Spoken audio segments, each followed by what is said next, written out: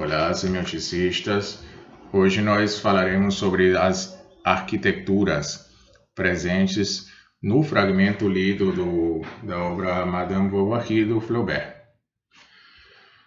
Bom, as correções da linearidade textual, a sucessividade dos enunciados, combinadas à focalização espacial, explicam e justificam o duplo registro de estruturação nesse curto fragmento do Flaubert, ou seja, o registro da estratificação do espaço, ou seja, os andares do bolo, determinada pelo ponto de vista do observador, e o da descontinuidade temporal, que pontua a enunciação do discurso descritivo.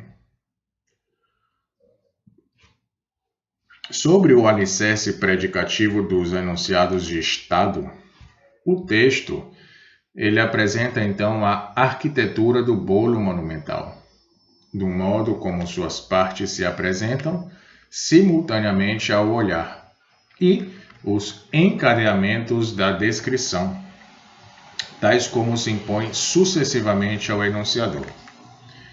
De modo que nós temos os enunciados de estado, manifestados pelas palavras havia, elevava-se, ou eleva-se, representava, havia novamente, via-se.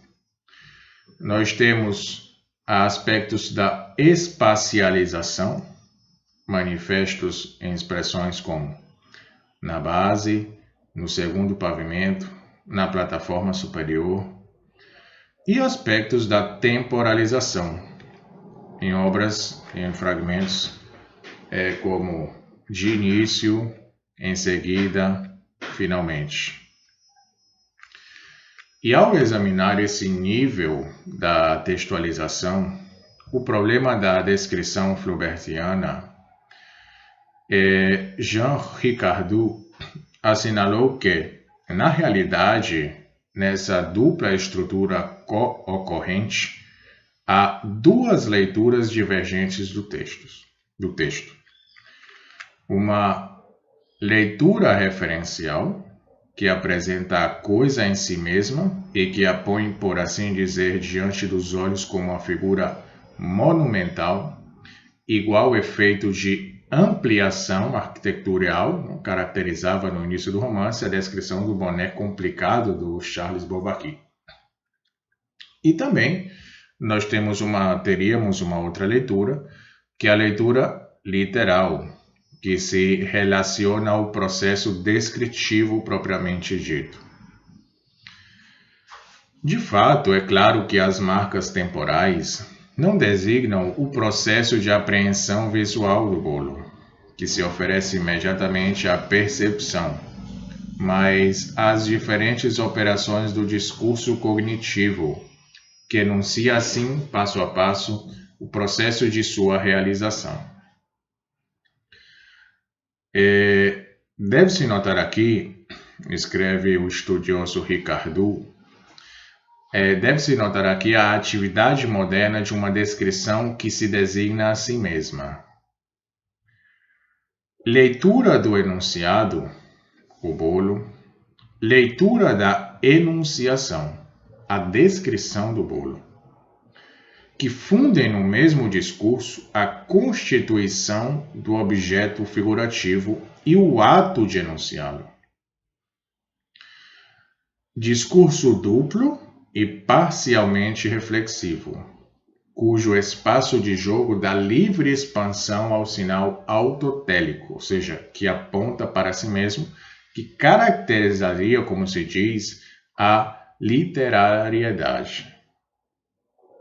E é também nesse sentido que se evoca como um termo igualmente impreciso a conotação autonímica, responsável pelo mesmo efeito.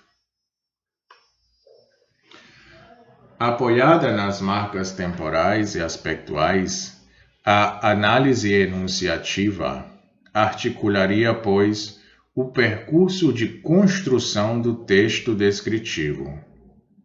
Mas também nós podemos ver as coisas de outro modo. Bom, de fato, se considerarmos o enquadramento narrativo da descrição, o objeto trazido pelo confeiteiro suscita uma reação avaliatória que manifesta por si só a presença de outro actante, os convivas, assim promovido a destinador juiz e seu estado passional. O espanto, ou até mesmo o encantamento. O bolo monumental provocou exclamações de entusiasmo. Pode-se considerar, nessa perspectiva, que é a surpresa eufórica dos observadores que está precisamente encenada em câmera lenta e que é figurada mediante o percurso aspectual da descrição. A surpresa, surgimento do inesperado, é suspensa no texto pela revelação progressiva do objeto, ou seja, de início e, em seguida, inauguram enunciados de estado sem sujeito. O bolo monumental se apresenta a si mesmo reflexivamente, eleva-se, através desse, ou manifesta por esse fragmento, por essa palavra. E sobrevém, então, o finalmente, que terminativo, que evoca à distância o único predicado perceptivo do texto. Via-se. Adiado o suspenso, o ato de visão intervém no final do percurso, atualizando subitamente o olhar observador e revelando-lhe a plenitude de sentido.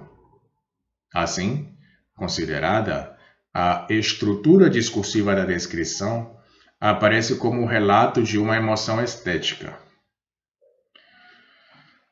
Vamos examinar mais de perto agora esses espaços da peça monumental.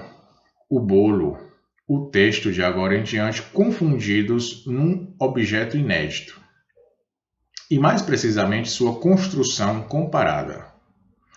O primeiro espaço, que é o do bolo, apresenta um movimento ascendente que corresponde à sequência de programas narrativos de construção do objeto, que é a base do topo, ou seja, da base ao topo. O segundo espaço do texto exibe, por sua vez, um movimento descendente em função das correções do significante escritural. Ou seja, o alto do texto corresponde à base do bolo e a parte de baixo dele ao seu topo, termo situado na última linha da descrição. E essa contradição, aparentemente ingênua, entre o espaço enunciado e o espaço enunciante, talvez não quer ou não seja tão inocente quanto parece, a partir do momento em que a relacionamos com o duplo discurso que mencionamos. Discurso sobre o objeto e discurso sobre a descrição do objeto. E mais ainda com os desdobramentos e inversões observados em outros níveis de análise. Isso se aplica em especial ao nível da organização icônica, produto das isotopias figurativas. Ou seja, o texto ele instaura efetivamente uma dupla figuratividade, que se atesta pela transformação do bolo monumental em uma linguagem. A isotopia figurativa do bolo, com seus elementos constitutivos, seus ingredientes e suas partes, aparece como a forma da expressão dessa linguagem. E a forma representada sobre e pelo bolo é a sua forma do conteúdo, ou seja, ele representa um templo, uma torre ou uma planície. O bolo é um texto que profere, em meio ao texto verbal, um discurso próprio, condensado nessa tabela que aparece na obra do professor Denis Bertrand, na página 102, que nós resumimos da seguinte forma. nós temos o espaço significante do bolo e o espaço significado do bolo. No espaço significante, na região de baixo, nós temos papelão azul, alcorça, papel dourado. Ainda nessa mesma região, e com relação ao espaço significado do bolo, nós temos templo, pórticos, colunatas, estatuetas, nichos, estrelas. Na parte de baixo, nós temos, na parte do meio, com relação ao espaço significante do bolo, nós temos expressões como bolo de Savoia, angélica, amêndoas, passas, quartos de laranja. Com relação ao espaço significado, ainda na parte do meio, nós temos expressões como torreão, fortificações. E na região alta, no espaço significante do bolo, nós temos expressões como doces, lascas de avelã, chocolate, botões de rosa. Ainda na região alta, com relação ao espaço significado pelo bolo, nós temos expressões como campinas, rochedos, lagos, barcos, trapézio, esteios, esferas.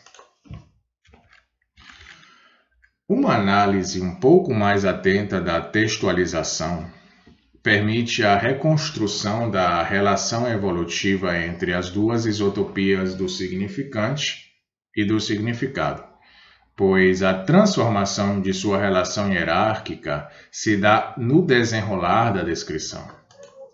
De início, o espaço significante é regente, ou seja, é um quadrado de papelão azul que representa um templo.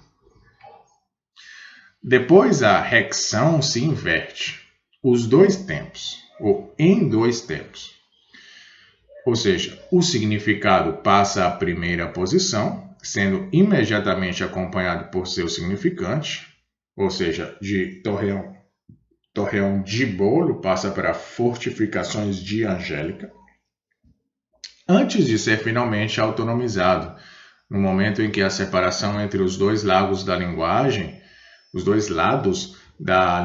bolo, se acentua, liberando o sentido, ou seja, a campina, os rochedos e os lagos mostram-se em sua significação icônica, plena e inteira, independentemente de seu suporte significante particular, que intervém somente ao final de percurso, incorporando-se ao significado. Nós lemos lago de doces como lago de água doce. A emergência progressiva e depois a autonomia do discurso figurativo do bolo monumental reforçam o efeito da visão, do deslumbramento que provoca exclamações de entusiasmo. Ou seja, ele realiza literalmente a ilusão referencial. A exemplo da linguagem corrente, que passa a ser compreendida, faz esquecer seu significante, a linguagem bolo, absorve pouco a pouco por inteiro seu destinatário na significação que ela produz. Ora, é isso que nos interessa aqui. Ou seja, esse espaço figurado pelo bolo inverte a ordem das representações referenciais. E, ao mesmo tempo, ele destrói sua funcionalidade cônica. Ou seja, de fato, enquanto o espaço do bolo erigido em plano da expressão propõe uma leitura ascendente que vai da base ao topo, o espaço figurado impõe contraditoriamente uma leitura que nos faz subir das estrelas à campina, passando pela torreão. E esse arranjo figurativo inverte, portanto, a ordem das hierarquias do espaço natural inscritas aqui no conteúdo do espaço figurado, já que o universo elevado do templo e das estrelas encontram-se embaixo e do torreão, que comporta o sema de elevação, que fica no meio, e o da campina no alto. Qual é então o discurso proferido pelo bolo?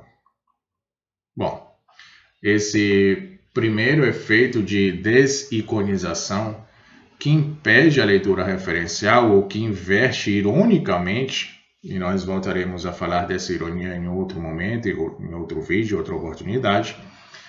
Esse primeiro efeito de desiconização, que impede essa leitura referencial, convida-nos a reconhecer, na verdade, uma outra significação mais profunda. Ou seja, cada pavimento constitui em si mesmo um motivo que sustenta, unicamente pelo jogo de suas figuras, um pequeno discurso e apoia uma micronarrativa cultural e social subjacente, facilmente reconhecível.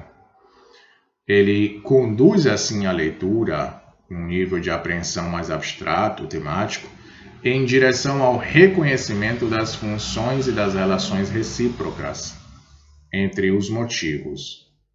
Nesses novos investimentos de significação formam-se redes de referencialização internas ao texto, que o fixam como objeto e que são capazes de fundar seu valor em termos de estética literária.